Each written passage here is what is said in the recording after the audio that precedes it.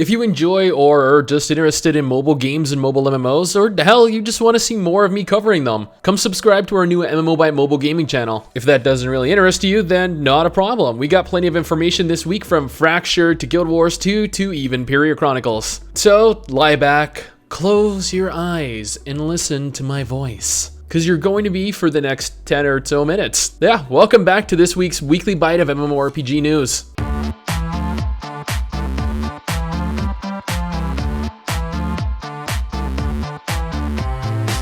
I know, so long has passed that you've already long since forgotten what Twin Saga even is. That's okay, the game never really took off anyway, it was an area title after all. Regardless, Twin Saga has a large new update featuring two new zones, the Forbidden Snowfield and the Illuminating Shore. But that isn't what's most exciting, no. The addition of the new Samurai class is where the hype is at. Well, that and the two new dungeons that accompany it. I mean, I love dungeons, you guys probably love dungeons too, right? We all love dungeons, and we all love new dungeons. So, if you're interested in a full rundown of exactly what was introduced in the new update, head on over to the Area Games website and take a look.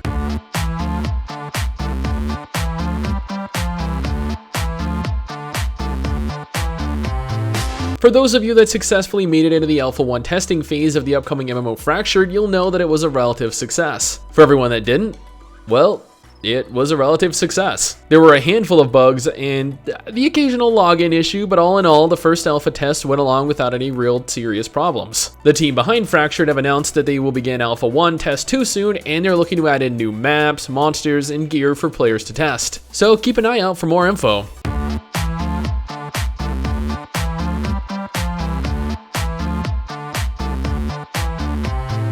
Since ArenaNet let 143 employees go a couple months ago, they've been relatively silent, until the last week of course. In a recent interview, it was revealed that the core Guild Wars 2 team itself was definitely impacted by the layoffs, but the impact wasn't really too great. Apparently, Guild Wars 2 is still going strong according to Lindsay Murdoch, the lead living world designer. Also worth noting is that ArenaNet plan on heavily overhauling the elite specs for various classes in next week's upcoming balance patch. This is, I guess, fantastic news for some classes, but at the same time, as it always does, it bodes ill for others.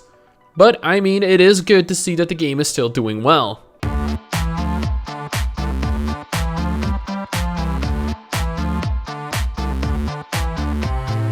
After Gamigo acquired all of Trion's games, I mentioned that it was strange that they were keeping specific games online. One of those games was actually Atlas Reactor. Its population is almost non-existent, but they had opted to keep the game running anyway.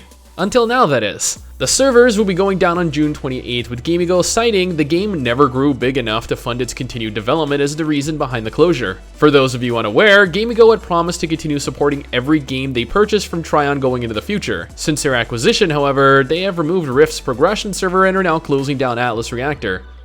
What's next?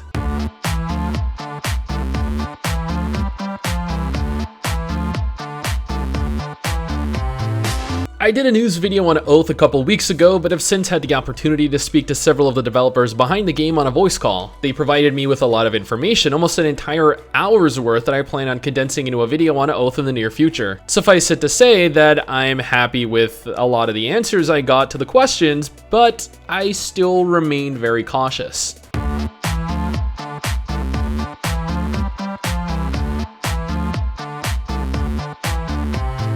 For those of you that were unaware, Albion Online went free to play earlier this month. Sandbox Interactive, the team behind Albion, have since opted to release a large new expansion in light of their recent transition in the form of a new Outland map expansion. 3 new regions, East Glovia, West Glovia, and Siluria, will be added north of the current Outlands, and all are said to be quite large in scale. The expansion is slated to launch next month. So for those of you that just started the game, those of you that have just come back to the game, or even those of you that just want to go ahead and claim territories within the new regions, get ready.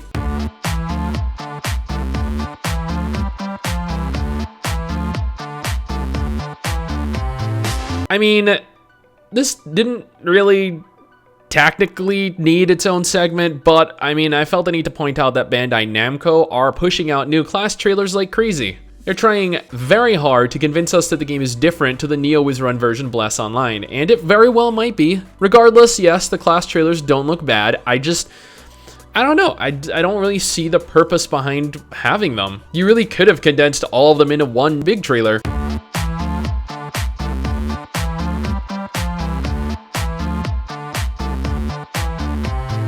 This may potentially be the biggest MMORPG related news in years. I'm sure many of you know what City of Heroes is, or at least was. It was an MMORPG published by NCSoft that was shut down many years ago in spite of it largely being a success. Since then, the community has stuck together and held strong, clinging to the hope that something might eventually be done about the game.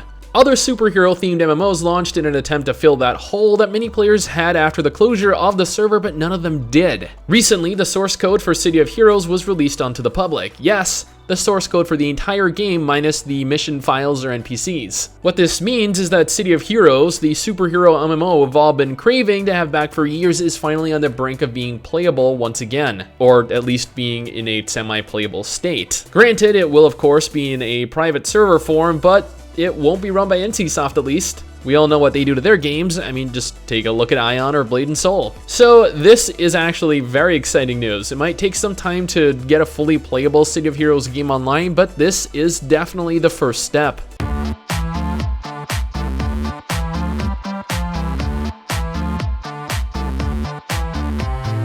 A lot of you guys have been asking me to cover Pagan Online since it just launched into early access on Steam. I went ahead and recorded footage of the game, and I will admit that it was an interesting ride. I'll have a video of it up soon with my thoughts and experiences, but for those of you that weren't aware, as I mentioned, the game is launched into early access, so if you haven't already, get in game.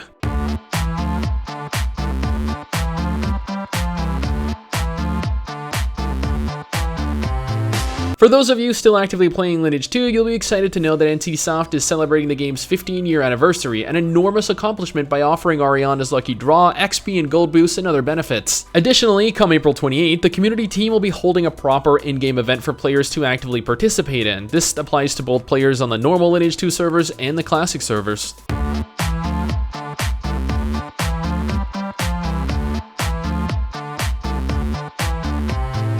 I can't say I've ever really played or even bothered to invest time into reading up on the indie MMO villagers and heroes, but that aside, the game is nevertheless launching its very next expansion, A Tale of Earth and Sea. Not only are they introducing the new Shaman class that focuses on earth and water magics, but they are adding new skin tones, new faces, and a new character body overhaul. This is very exciting news for players.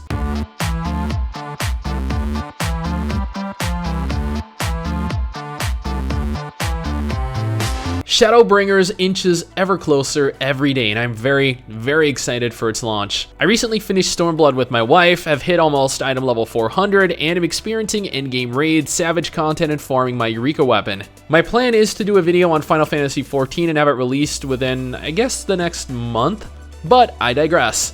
Final Fantasy XIV actually has a brand new event that's going on right now, a collaboration between it and Final Fantasy XV. Noctis, like Lightning has in the past, has gotten lost, and it's up to us to help him get home. The event itself is admittedly a lot of fun, and it's interesting seeing Noctis in Final Fantasy XIV. Seeing him smile so much was, I don't know, it was confusing for me since he literally never did in Final Fantasy XV. Regardless, for completing the event, we get his sweet, sweet ride. So make sure to jump in game to complete this. It's the very first 4-seater mount ever released.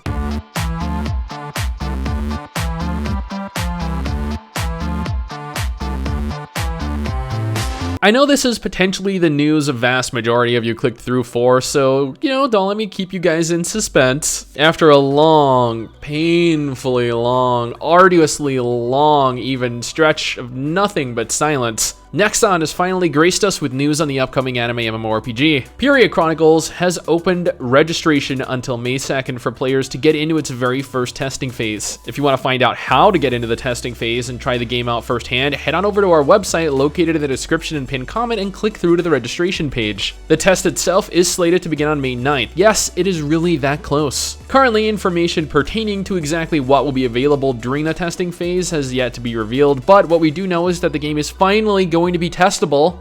Yeah, it isn't dead.